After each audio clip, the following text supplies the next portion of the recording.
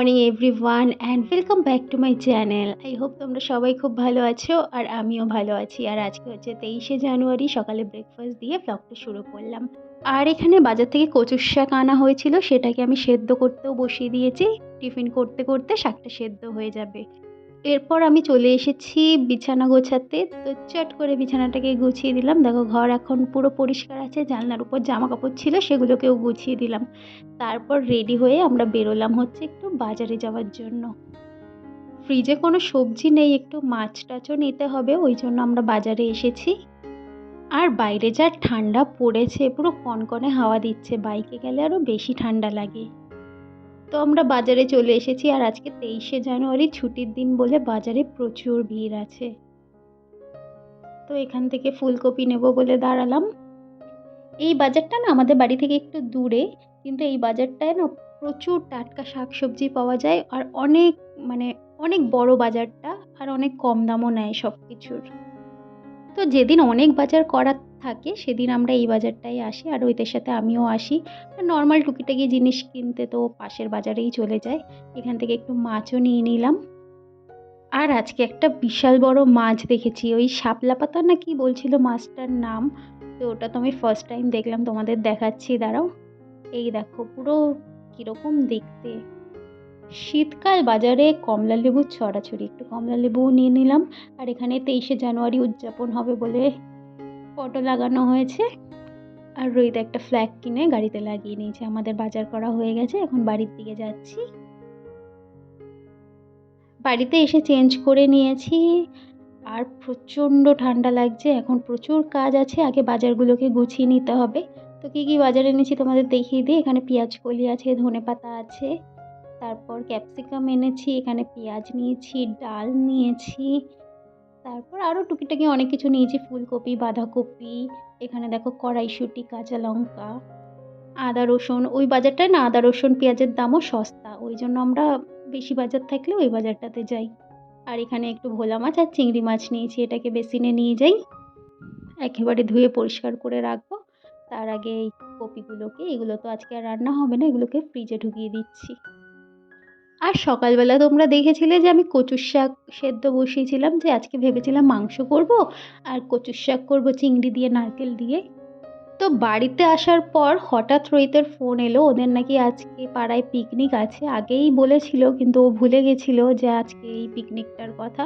তো হঠাৎ ও আমাকে বললো যে আজকে তাহলে রান্না করো না, আমার ওর পিকনিক আছে, ও বাইরে খাবে। তো আমার মতো শুধু রান্না করতে বললো। তো অতটা কচুর শাক করলে আমি তো খেতে পারবো না, ফালতু বাসি করে লাভ নেই।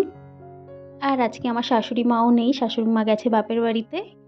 প্রথমে ভেবেছিলাম নিজের জন্য আর কিছু রান্না করব না, ফ্রিজে ভাত আছে, ওটাই একটা ডিম ভেজে ঘি দিয়ে খেয়ে নেব। তো রোহিত বললো না, অন্তত মাংসটা করে নাও, মাংস দিয়ে খেয়ে নেবে। আর সত্যি কথা বলতে আমার না মাংস খেতে খুব একটা ভালো লাগে না। আর এখানে দেখো কচুরটাকে আমি জল ঝারিয়ে এটাকে ফ্রিজে রেখে দিচ্ছি, কালকে করে নেব। তারপর ভাবলাম রোজ তো সবার জন্য রান্না করি, আজকে না একটু নিজের জন্য রান্না করি, নিজেকে একটু স্পেশাল ফিল করাই। বর তো তার বন্ধুদের সাথে চুটিয়ে আড্ডা মারবে, পিকনিক করবে, সারাদিন দুপুরটা মজা করে কাটাবে। আমি তো বাড়িতে একা একা আছি।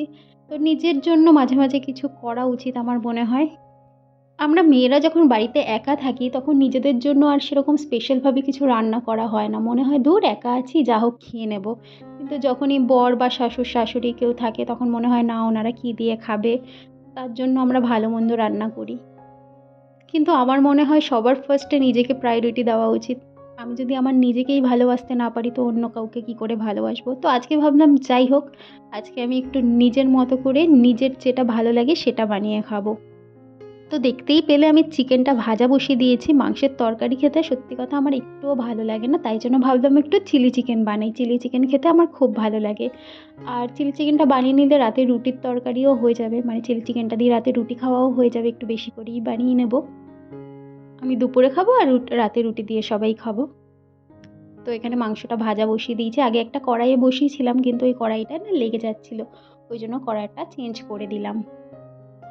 আর ফ্রাইড রাইস করব না, কিন্তু সব রকম সবজি দিয়ে, এখন শীতকাল প্রচুর সবজি পাওয়া যায়, আর সেই সব সবজি দিয়ে ভাত ভাজা খেতে না আমার ভীষণ ভালো লাগে।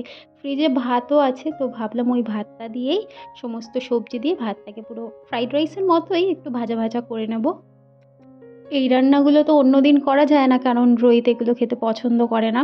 তো আমার বেশ ভালো লাগে এরকম, মানে সব কিছু সবজি ভাজা করে, আলু, পেঁয়াজ কলি, মটরশুঁটি, ফুলকপি সমস্ত কিছু দিয়ে একসাথে ভাজা করে ওটা দিয়ে রুটি খেতেও আমার খুব ভালো লাগে। কিন্তু রোহিত খায় না বলে আর করা হয় না। বাট আজকে তো আমি একা, তাই আমি আমার নিজের মতো করে রান্নাটা করব। এখানে চিলি চিকেনটা বসিয়ে দিয়েছি কড়াইয়ে, তেল গরম করে একটু রসুন কুচি দিয়ে দিয়েছি বেশি করে, রসুনটা একটু লাল লাল করে ভেজে পেঁয়াজ ক্যাপসিকামটা দিয়ে দিলাম, একটু নুন দিয়ে দিলাম, তারপর আবারও একটু ভাজা ভাজা করে নেব। আর দোকানে ক্যাপসিকাম, মানে চিলি চিকেনের ক্যাপসিকামগুলো না একটু কাঁচা কাঁচা থাকে, আমার আবার ওটা খেতে ভালো লাগে না। আমি বাড়িতে যখন বানাই ভালো করে ক্যাপসিকামটাকে ভেজে নিই, তারপর মানে যখন রান্না করি ক্যাপসিকামটা পুরো সেদ্ধ হয়ে যায়। তো ওদিকে রান্নাটা হচ্ছে, এদিকে আমি ঘরটাও ঝাড়ু দিয়ে দিচ্ছি। তারপর লাস্টে ভাতটাকে একটু ভেজে নেব, তাহলেই আমার রান্নাটা হয়ে যাবে। আর স্নান করার আগে ঘরটা মুছে নেব। তো এখানে ক্যাপসিকামটা একটু ভাজা ভাজা হয়ে গেছে, তারপর এর মধ্যে আমি টমেটো সস আর ডার্ক সোয়া সস দিয়ে দেব। তারপর আবারও বেশ কিছুক্ষণ নাড়াচাড়া করে নেব। সসটা দেওয়ার পর একটু নাড়াচাড়া করে তারপর ভেজে রাখা চিকেনটা আমি এর মধ্যে দিয়ে দিচ্ছি, আবারও একটু নাড়াচাড়া করে নেব। আর আমি কিছু স্প্রিং অনিয়ন কেটে রেখেছিলাম, লাস্টে দেবো ভেবেছিলাম, তারপরে ভাবলাম না এখনই দিয়ে দিই, কারণ পাতাগুলো একটু মোটা মোটা ছিল।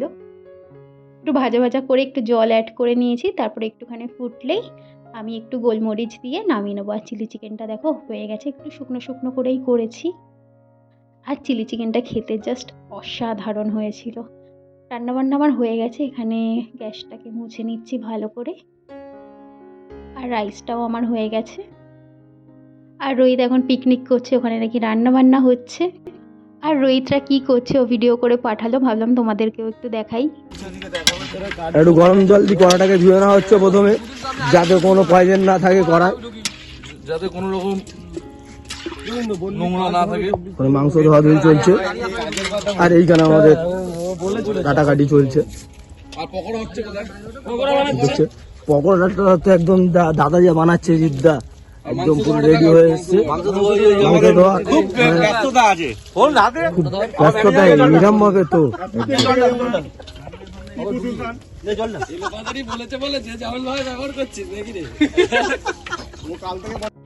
তো ও মজা করছে যখন, আমি একা একা নিজের সাথে নিজে মজা করি। আর আমি আমার নিজের সাথে সময় কাটাতে ভীষণ ভালোবাসি। আমি যখন একা থাকি তখন আমার মাথায় কোনো রকম চাপ থাকে না, একদম পিসফুলভাবে থাকতে পারি। তো যাই হোক, গাছগুলোতে একটু জল দিয়ে দিলাম। আর এখানে দেখো নয়নতারা গাছটার ডালগুলো না অনেক লম্বা লম্বা হয়ে গেছিলো, আর এখন শীতকালে ফুলও ফোটে না, তাই জন্য ডালগুলো কেটে দিচ্ছি। দেখি গরমকালে যদি পাতা গজায় আর গাছটা একটু ঝাঁকড়ে হবে, অনেক ফুল ফুটবে। তো গাছটার ডালপালা কেটে দিয়ে ন্যাড়া করে দিলাম পুরো। আর তোমরা যারা আমার এই ভিডিওটা দেখছো, আমার এই ভ্লগের মধ্যে যদি তোমাদের কিছু ভালো লেগে থাকে তাহলে কিন্তু প্লিজ আমার চ্যানেলটা সাবস্ক্রাইব করে দিও, আর একটা লাইক কমেন্ট করে দিও। তোমাদের একটা লাইক কমেন্ট আমাকে ভীষণভাবে মোটিভেট করে নেক্সট ভিডিওটা বানানোর জন্য। আর লাকি বাম্বুর একটা গাছ দেখো এইভাবে হলুদ হয়ে গেছে, এই গাছটাকে ফেলে দিচ্ছি, নাহলে এই একটা গাছ দিয়ে সব কটা গাছ হলুদ হয়ে যাবে। তো ঘরের সব কাজকর্ম হয়ে গেছে, এই ময়লার প্যাকেটটা ছাদে যাচ্ছি ফেলতে। আর এখানে দেখো আমাদের একটা কাঠের উনুন আছে, এখানে মাঝে মাঝে আমাদের পিকনিক হয়। তারপর মাঝে মাঝে কারেন্ট চলে গেলে এখানে জল গরমও করা হয়। তো ফেলে দিলাম ময়লাটা। আর আমাদের লাউ গাছে কিন্তু প্রচুর লাউ হয়েছে, এবার অনেকগুলো লাউ কেটে নেওয়া হয়েছে, এখনও দেখো এখানে একটা ঝুলছে। আরও ছোট ছোট অনেকগুলো কড়া পড়েছে, আর ওই পিছন দিকে আরও একটা বড় হয়েছে লাউ। গাছটা এবছর খুব ভালো হয়েছে, মানে ফার্স্ট টাইম হলো এই যে ছাদে উঠলো গাছটা। এই দেখো এখানেও একটা কত বড় লাউ হয়েছে। আর আজকে ছাদে এসে একটা জিনিস দেখে অবাক হয়ে গেছি, এই লঙ্কাটা দেখো এইটুখানি গাছে কত বড় একটা লঙ্কা হয়েছে। এতদিন তো দেখিনি লঙ্কাটা হয়েছে। তারপর নিচে চলে এলাম, এবার স্নান করতে যাব, মোজোটাকে খুলে নিচ্ছি। আর এত ঠান্ডা লাগছে, জানলা তো এই কদিন খুলছি না, জানলা খুললে পুরো ঠান্ডা কনকনে হাওয়া দেয়। তো এখন আমি স্নান করে নেব। স্নান করা আমার হয়ে গেছে, এবার ঠাকুরকে ধূপটা দিয়ে দেব।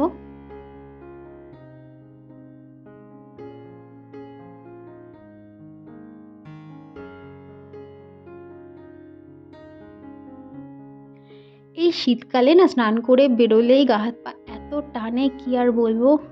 ঠাকুরকে ধূপটা দিয়ে মাথাটাকে আঁচড়ে নিলাম, তারপর মুখে একটু ময়শ্চারাইজার লাগাচ্ছি। আর দেখো কত চুল উঠেছে আমার। এই শীতকালে শ্যাম্পু করাটা কম হচ্ছে না, আর প্রচুর হেয়ার ফল হচ্ছে। আর শীতকালে মাথায় ড্র্যান্ড্রফও বেশি হয়। তো চুলটা আঁচড়ে নিয়েছি ভালো করে, সিঁদুর পরে নিলাম আর একটু হাতে পায়ে ময়শ্চারাইজার লাগিয়ে নিলাম। তারপর একটু সময় বসেছিলাম, এখন 2টো বাজে, আমি চলে এসেছি রান্নাঘরে। আমার স্পেশাল মেনু আজকে এই যে ভাত ভাজা, ফ্রাইড রাইস, যা খুশি বলতে পারো। এটা যদি ভালো রাইস হতো, মানে দেরাদুন রাইস হতো, তাহলে এটা ফ্রাইড রাইসই হয়ে যেত, বাট আমি যেহেতু নর্মাল খাওয়ার রাইস দিয়ে করেছি, তাই জন্য এটা ভাত ভাজা হয়ে গেছে। তবে যাই হোক, খেতে কিন্তু দারুণ হয়েছিল, আর ওর মধ্যে আমি একটু চিংড়িও দিয়ে দিয়েছিলাম। আর এই হচ্ছে আমার ড্রাই চিলি চিকেন, যেটাও একদম অসাধারণ হয়েছিল। তো দুটো নিয়ে আমি এখন যাচ্ছি জানলার উপরে রোদে বসে খাবো। আর ব্যাকগ্রাউন্ডে খুব সুন্দর একটা গান চলছে। ডাইনিং টেবিলে খেলাম না, একা একা খাবো যেহেতু। তো এখানে সুন্দর বাইরের দৃশ্য দেখতে দেখতে আমি আমার লাঞ্চটাকে এনজয় করি। আর ব্লগটা এখানেই শেষ করছি। ভালো লাগলে please like, comment, share and please subscribe.